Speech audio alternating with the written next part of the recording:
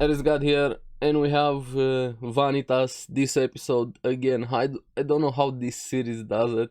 We have this very emotional episode, and somehow it still manages to make me laugh and get teared up at the same time. Let alone all the beautiful scenes we had, especially in that scene towards the end between Vanitas and Jan. An amazing episode, and we have the conclusion to Gevaudan. Can't wait to have the next episode, seeing what is next to come for Vanitas. Is quickly becoming one of my favorite series. More people need to watch Vanitas. But before we get into the episode, I have one small request from you guys. Very close to 100 subs. We need one more, so click that subscribe button. So let's get into this amazing episode and talk about it. Now, in this episode, we also had some pretty good flashbacks, mainly related to the Blue Moon vampire, or at least I hope she's the Blue Moon vampire. I think we also found out her name being Luna when Vanitas used her power anyway, but we'll talk more about that. And we see during the flashback that this malnomen that Chloe has, it's called Millie, Teether of Ice and Snow. And it's a very intricate curse in a way, because it's a closed world, a frozen prison of their own memories. They're doomed to keep repeating, sort of like their own personal hell. If you guys ever watched Lucifer, the TV show, I kind of got the same vibes from the way the curse was described. Now, we even see some terminology from Vanitas with how he operates the book, or at least find out from Luna, the Blue Moon vampire, in verse operation, and even Vanitas saying there's not enough time for that. But there's a catch: the bearer, as in the curse bearer, also must reject that world for them to be able to be freed from the curse. And I liked Vanitas' speech when he was telling Chloe, doesn't matter what choice you're gonna make, it's gonna be bad on both sides, but still you must choose. It's your choice.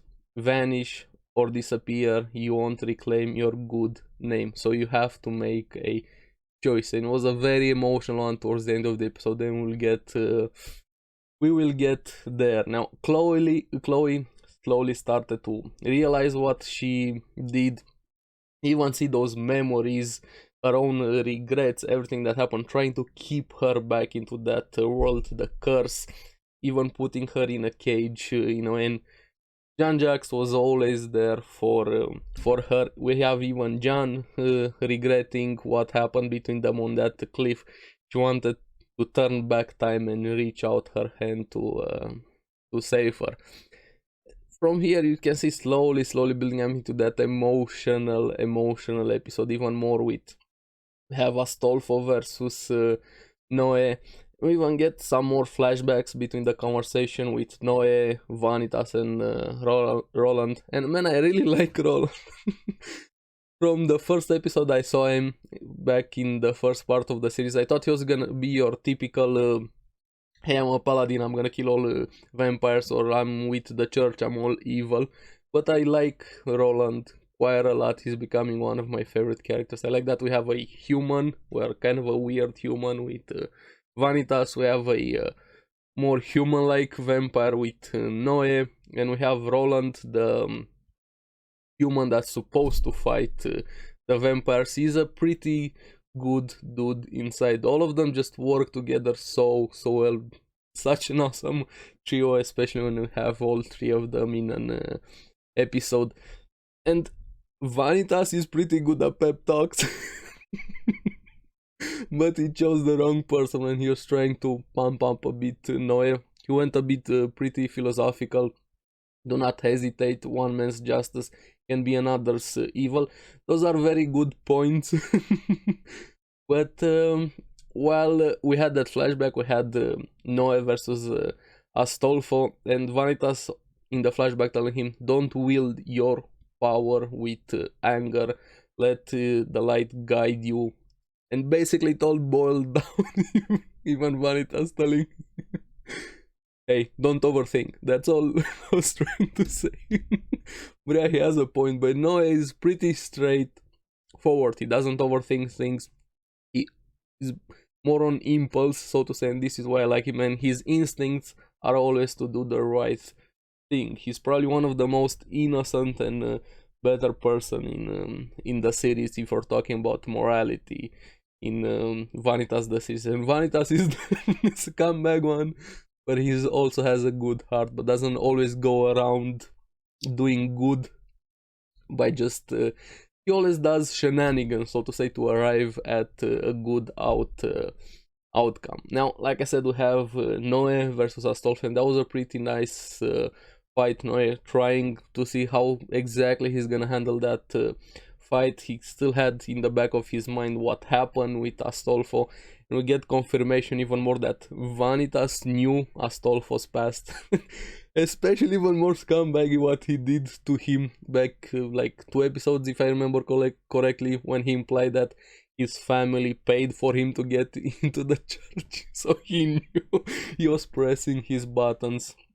We had Roland telling them when we had that flashback, or at least telling Noe, since Vanitas knew there. And we have Noe pushing through to say the least, actually getting his own hand blown off to give Astolfo a much needed one punch man moment over there, slamming him into the walls. That was pretty satisfying, honestly. I feel he needed that, a bit of a wake up call to reality, even though he didn't wake up completely.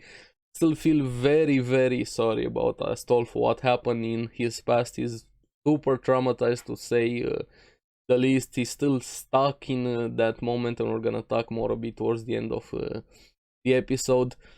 And now we also find out more about Chloe, how much everything that happened to her impacted her, with how she wanted to be human again, but it was mostly her father's wish, and she wanted to be happy, but even then she was still lying a bit to herself, or was letting herself be influenced by what her father wanted. She wanted to be herself and not be alone. She was always lonely. She felt like she was denying her existence, that in a way her father wanted to help her, but I feel it was more also for himself. He wanted to have a normal daughter also. This is just me assuming, but it didn't really help with her sense of self this much. Now we have them trying to save her.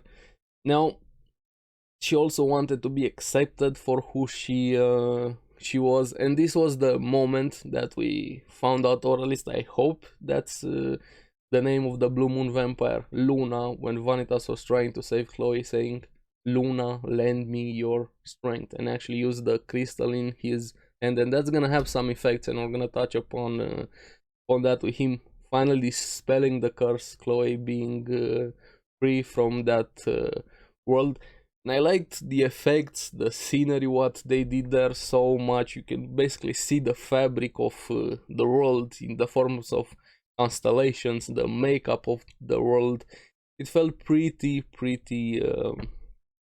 beautiful, and we find out Chloe's true name, the name that Naenia is always after, Canorus, she who makes music with snow flowers. And I like how poetic and beautiful all of the names are in the series, and we're gonna talk about one more a bit later on. The reality marble, so to say, breaks to reference Fate a bit. Everything is back to normal, however normal you wanna call it. The moment with all three of them in the flower field, Chloe, John, and Jax kind of completely exhausted. And again, like I said, so many emotional moments. And right after that moment, I was laughing so much, because we have Noe finally hitting him, the adrenaline going away, and him realizing the pain of losing his arm. But that wasn't the best. The best was in the background. While he was screaming in pain, you have Dante in the back with his hand. "Hey dude, I found your hand." And Noe curious, "Hey, can we glue it back together?" "I don't know, dude." "Maybe get some gorilla glue." But yeah, so many funny moments and emotional moments. Hopefully Noah is gonna be able to glue his hand back without any issue. And a bit of a side note, we found out that those flowers are called ARESxGOD flowers that bloom where the world formula was used. I still have so many questions about the book, The Blue Moon Vampire. Thankfully, we have a few more episodes left. Maybe they're gonna delve a bit more into the main plot of the series with the Blue Moon Vampire, the Queen, especially after what was revealed in Gevaudan here with Naenia, that teacher, what Rusven is trying to do. Even Vanitas mentioned this a bit at the end of the episode. But yeah, we have now Astolfo also being alive. He's still in that murderous rage. Like I said, I still feel sorry about him still being stuck in the past, and even more apparent in this episode. And even more while like Roland showing up, and instantly you can see the change in Astolfo's demeanor and atmosphere. He calms down a bit or stops being in that rage mode, and we see a flashback with Roland being the one that saved him and killed the fucker that killed Astolfo's family in the past. He was the one that slayed that vampire. This is why he's so attached to Roland, and Roland has so much influence over him. And even like I said, Astolfo being stuck in the past, basically reverted to his old kid self, and we see what he said in that moment when Roland killed the vampire, begging for help and to save his sister. I don't care what happens to me, just save my sister. And I still feel very sorry about his sister, even more than Astolfo, because I said my weak point is very innocent characters being killed or having evil things done to them, and I'm so happy with what Roland did, killing that fucker. It doesn't bring them back, but at least it's still something. Now I hope that Astolfo is gonna be able to at least get back to some normalcy, and by that I mean stop being so angry.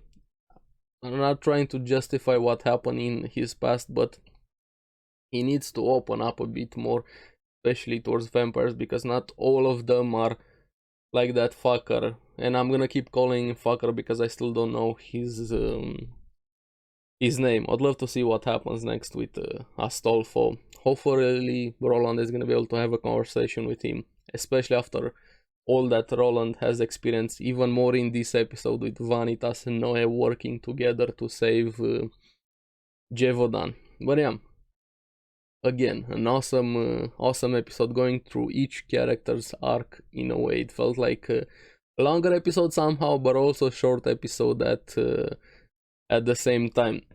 Now we have Jean-Jacques being very worried about Chloe. We all know he has a crush on her.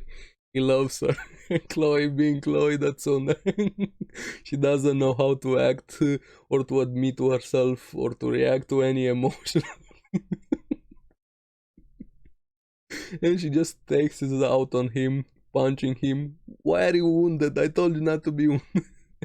And hurts him. It's a cliche, but I still find that pretty funny. And the kicker was, you had both of them bickering, and in the middle, John, wait, what? She was so cute in that scene. And another punch to make sure Jean-Jacques gets completely KO. But yeah, she's definitely back to her old self, even better than her old self. And the flowers, that scenery, like I said, from this on, it just felt like a work of art. She remembered, kind of got a nostalgia trip, remembering her moment with John in the flower field, and finally admitting to herself and choosing, I want to live.